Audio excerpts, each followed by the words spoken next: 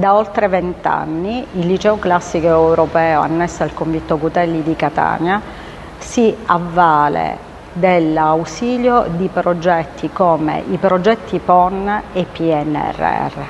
Grazie a queste opportunità è stato negli anni possibile realizzare numerosi corsi ed attività di matematica e fisica, come gare disciplinari, mostri, eventi di potenziamento. Contrariamente a quanto si crede, nei licei classici non ci sono solo persone che sono refrattarie allo studio della matematica e le discipline scientifiche, vi sono molti studenti realmente appassionati e grazie a questi fondi siamo riusciti a potenziare le loro abilità.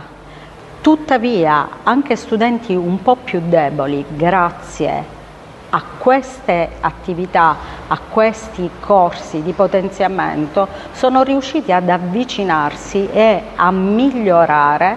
le loro abilità, superando anche delle difficoltà. Lo scorso anno scolastico, il 2024 e il 2025, è stato realizzato un PNRR di tutoraggio e potenziamento per le discipline STEM, di matematica in particolare, in cui io ho svolto il ruolo di esperto e di tutor, poiché le due figure erano accorpate. Coloro che ne hanno beneficiato erano degli alunni e delle alunne, principalmente delle seconde, ma in realtà era aperto a chiunque volesse,